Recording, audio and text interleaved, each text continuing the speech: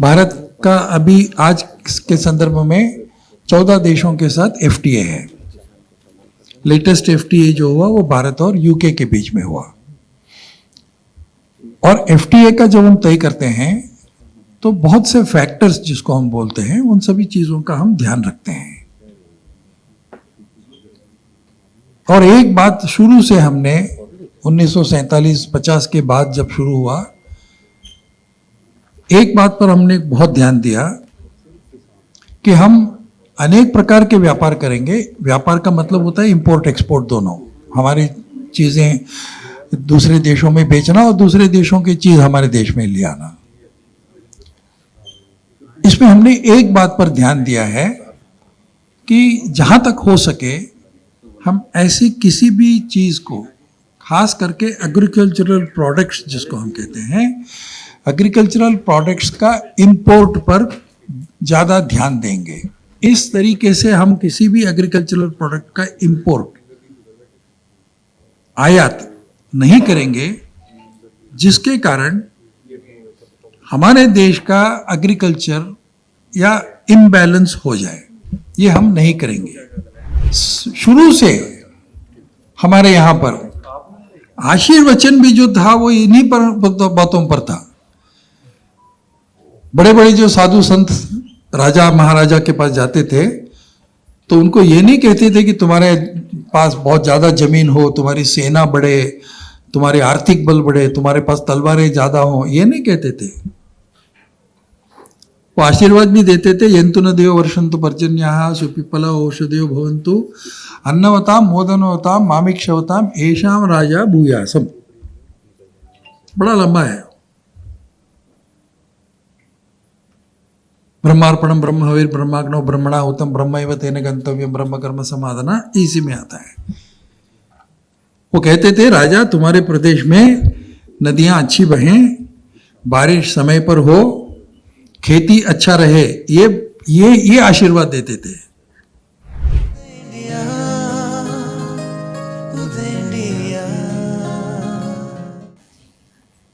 वास्तव में आज के कार्यक्रम में अच्छा होता अगर हम किसानों की बात पहले सुन लेते और फिर अपनी बात उनको सुनाते।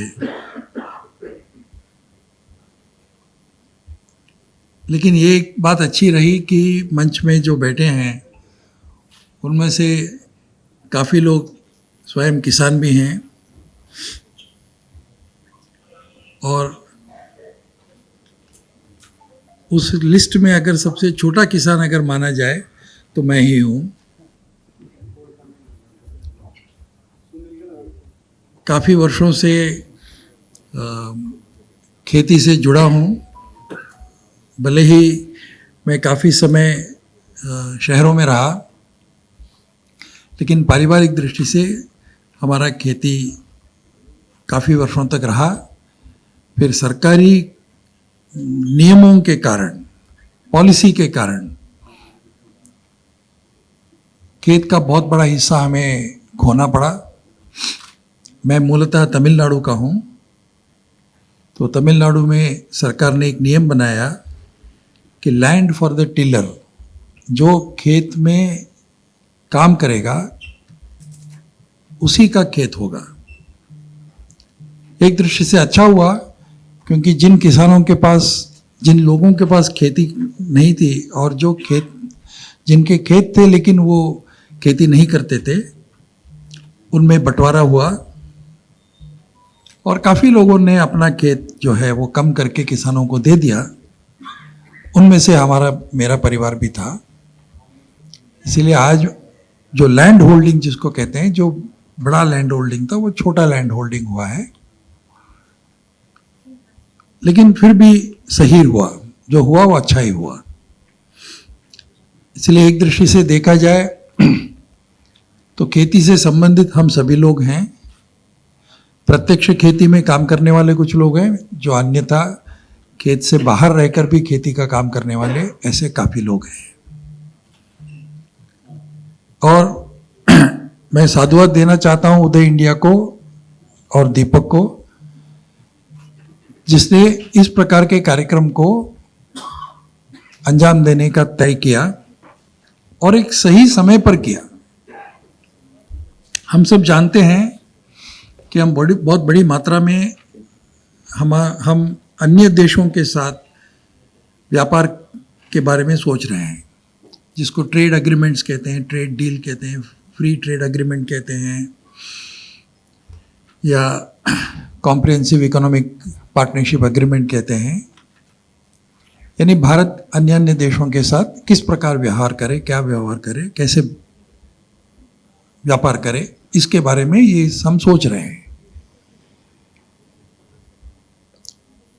पिछले 40 वर्षों से इस देश में एक और संस्था है, RIS नाम का, रिसर्च एंड इंफॉर्मेशन सिस्टम। उस रिसर्च एंड इंफॉर्मेशन सिस्टम की जो संस्था है उसका मैनेजिंग काउंसिल का मैं मेंबर हूँ। और हमारा काम, ये भारत सरकार की संस्था है, और हमारा काम bilateral multilateral trade and bilateral and multilateral trade organization, इन सभी लोगों के साथ हमारा व्यापार कैसे होना चाहिए, इस पर हम चिंतन करते हैं और पॉलिसी फॉर्मुलेट करते हैं सरकार के लिए। भारत का अभी आज के संदर्भ में 14 देशों के साथ FTA है। लेटेस्ट FTA जो हुआ वो भारत और UK के बीच में हुआ। और FTA का जब हम तय करते हैं तो बहुत से फैक्टर्स जिसको हम बोलते हैं, उन सभी चीजों का हम ध्यान रखते हैं। और एक बात शुरू से हमने 1947-50 के बाद जब शुरू हुआ,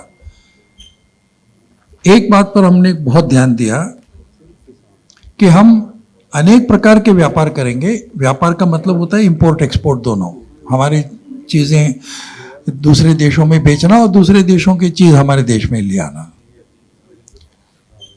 इसमें हमने एक बात पर ध्यान दिया है कि जहां तक हो सके हम ऐसी किसी भी चीज को, खास करके एग्रीकल्चरल प्रोडक्ट्स जिसको हम कहते हैं, एग्रीकल्चरल प्रोडक्ट्स का इंपोर्ट पर ज़्यादा ध्यान देंगे। इस तरीके से हम किसी भी एग्रीकल्चरल प्रोडक्ट का इंपोर्ट,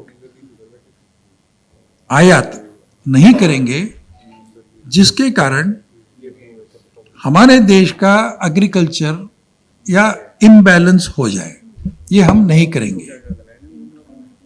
आज आप लोग पेपर में पढ़ते होंगे, अमेरिका के राष्ट्रपति हम भारत से काफी नाराज हैं। नाराज क्यों हैं? कारण तो अनेक बताते हैं, परंतु सबसे बड़ा नाराजगी का उनका कारण यह है कि भारत अमेरिका के साथ ट्रेड एग्रीमेंट करते समय सबसे पहला जो कंडीशन रखा है, वो कंडीशन ये है कि agricultural products will be out of trade deal. ये हमने कहा है। और अमेरिका चाहता है कि हमारा जो एग्रीकल्चर मार्केट है भारत का, वो अमेरिका के लिए खुल जाए। क्यों खुल जाना चाहिए? ताकि अमेरिकन प्रोडक्ट्स जो है, एग्रीकल्चर प्रोडक्ट्स, वो इस देश में बिके। अमेरिका के जो किसान हैं उनको अधिकाधिक लाभ हो और हमारे देश का किसान बेकार हो, बर्बाद हो। ये अमेरिका चाहता है। भारत ने सबसे पहले अमेरिका को ये कहा कि अगर आप ट्रेड के बारे में बातचीत करना चाहते हैं तो कृषि उत्पादन छोड़कर अन्य सभी विषयों पर आप बात कर सकते हैं। ये नाराजगी का विषय है। और इस बात पर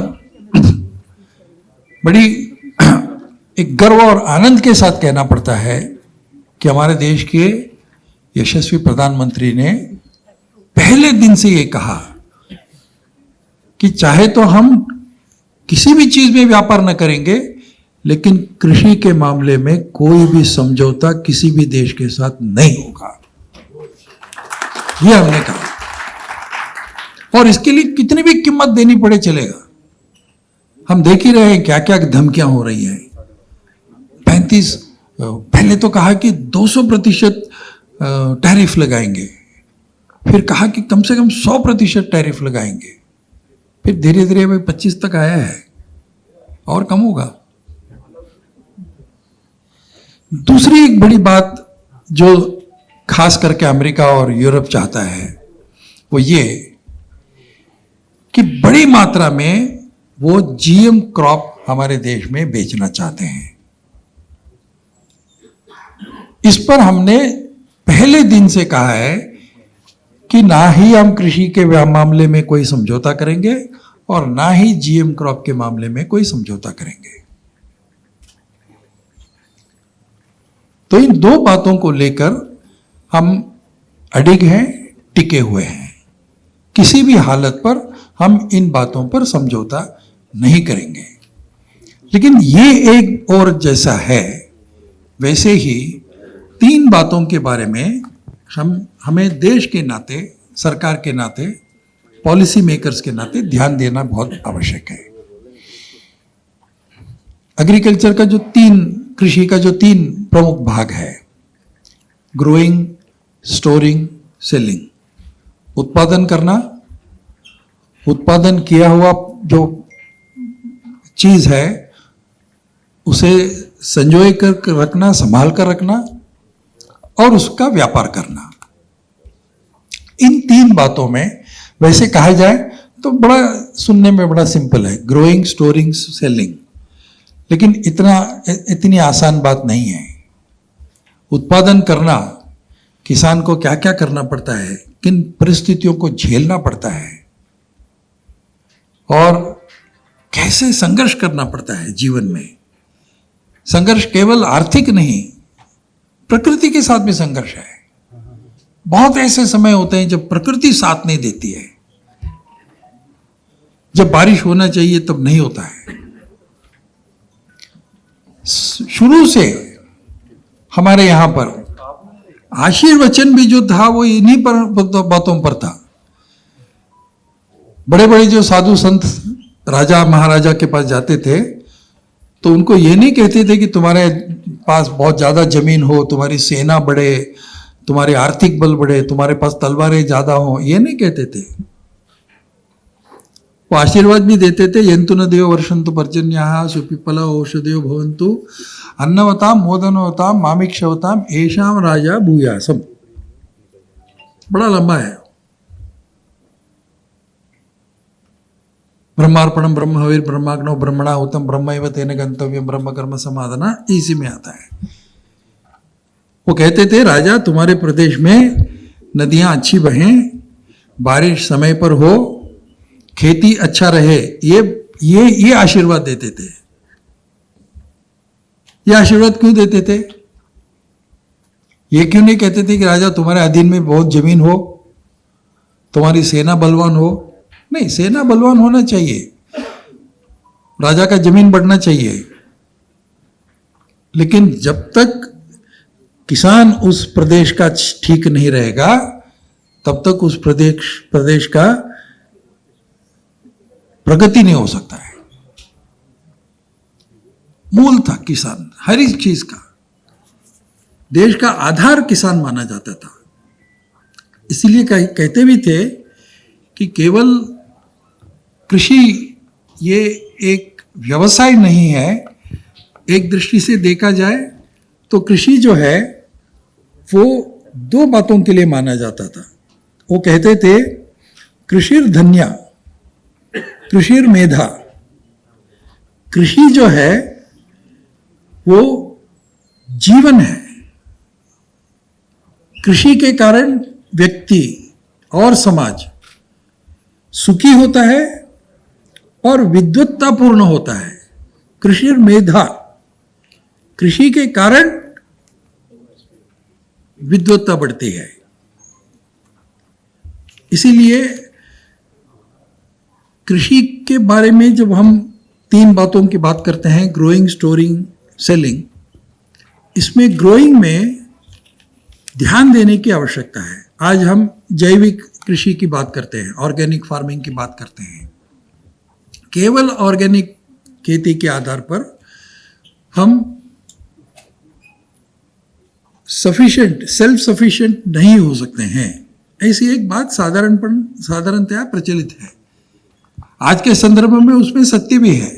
उसका कारण यह है कि जिस देश में जैविक कृषि का मतलब ही जैविक कृषि था, उस देश की कृषि व्यवस्था को फर्टिलाइजर के आधार पर, फर्टिलाइजर हमें बेचकर, फर्टिलाइजर का अनावश्यक उपयोग करके हमने कृषि को बिगाड़ दिया। इसलिए वापस उस कृषि को जैविक कृषि के आधार पर जाना ये बहुत आवश्यक इसीलिए भी है क्योंकि जैविक कृषि के आधार पर जो हम अन्न उत्पादन करते हैं उसमें न्यूट्रिएंट अधिक है। कृषि मेधा, कृषि के कारण हमारी मेधा बढ़ती है। ये क्यों कहा? इसीलिए कहा कि कृषि के उत्पादन में न्यूट्रिएंट्स हैं।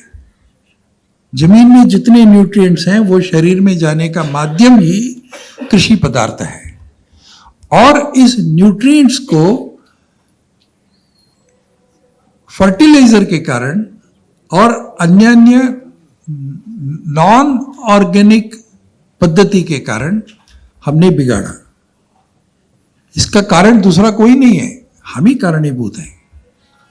और इतना सब करने के बाद भी करीब करीब 480 बिलियन टन हम आज उत्पादन करते हैं।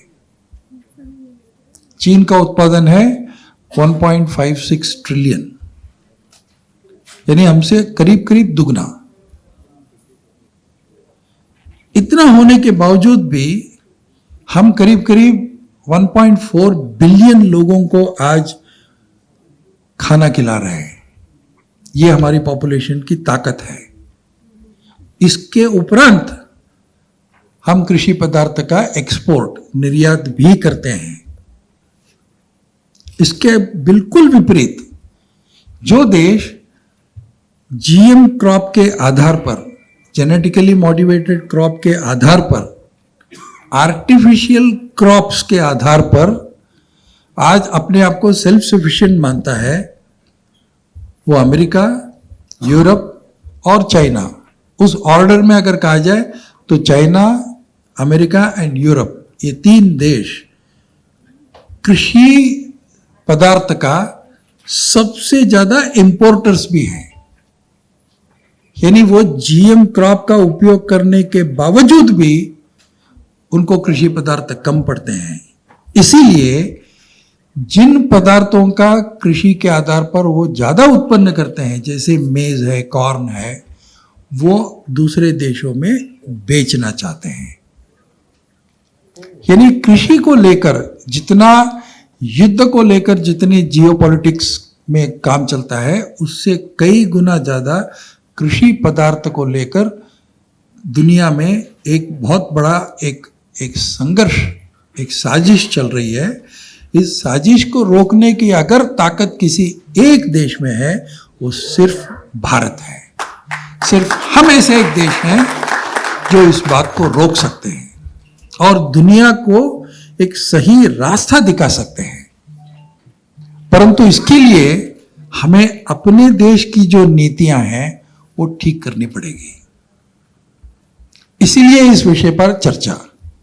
साधारणतः हम क्या करते हैं, जिस क्षेत्र में, जिस खेत में जहां पानी कम है, पानी अगर नहीं है तो उस खेत को हम कृषि के खेत से बाहर निकाल देते हैं। पहली बार जब अटल बिहारी वाजपेयी जी की सरकार थी, उस समय एक विचार मन में आया ऐसा कि जिस खेत में पानी नहीं है या जिस खेत तक पानी पहुंचता नहीं है किसी न किसी कारण से, उस क्षेत्र को, उस खेती को, उस जमीन को नॉन एग्रीकल्चर डिक्लेयर करने के बजाय क्यों न उस जमीन को पानी दिया जाए, ताकि maximum number of amount of land could be brought under cultivation. जमीन को पानी नहीं मिलता है, इसीलिए उसको नॉन एग्रीकल्चर घोषित करने के बजाय जिस जमीन को पानी नहीं मिलता है उस जमीन को पानी कैसे दिया जा सकता है ताकि वो एग्रीकल्चरल लैंड बने, इस पर विचार किया।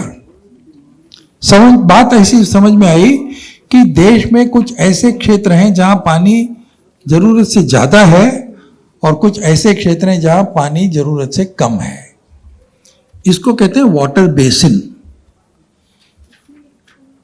तो ये जो वाटर बेसिन्स हैं, पानी के स्रोत हैं, क्या इनको जोड़ा जा सकता है क्या,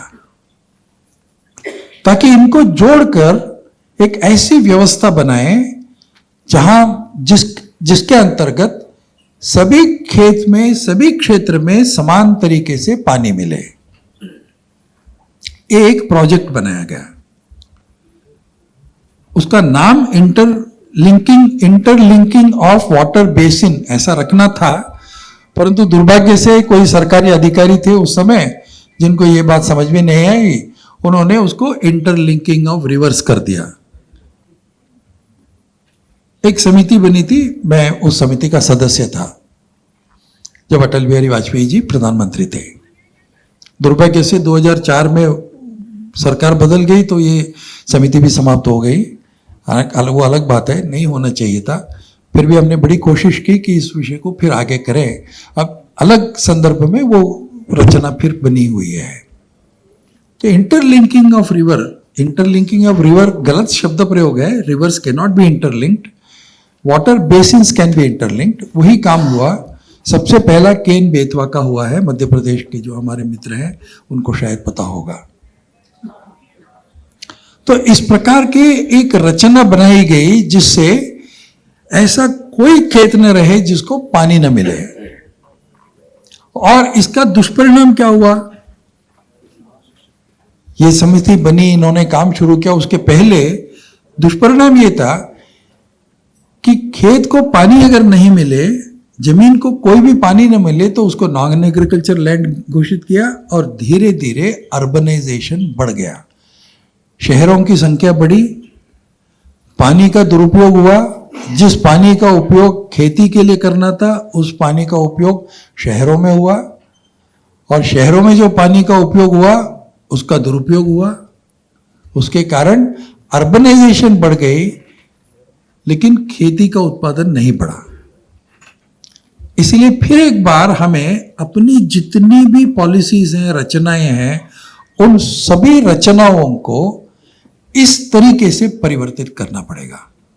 तो ये क्या हम कर सकते हैं? इसलिए इस विषय को हम चर्चा करते हैं। इसलिए इन 3-4 बातों पर हम ध्यान दें। सबसे पहले तो ग्रोइंग, स्टोरिंग, सेलिंग, क्या इन 3 विषयों पर हम एक पॉलिसी फॉर्मुलेशन कर सकते हैं क्या? पहली बात। दूसरी बात, इन तीनों विषयों से जुड़े हुए जितने लोग हैं, ग्रोइंग किसान है, स्टोरिंग सरकार है, और सेलिंग सरकार और व्यापारी दोनों हैं, इनके बीच में तालमेल बिठाया जा सकता है क्या? ये दूसरी बात।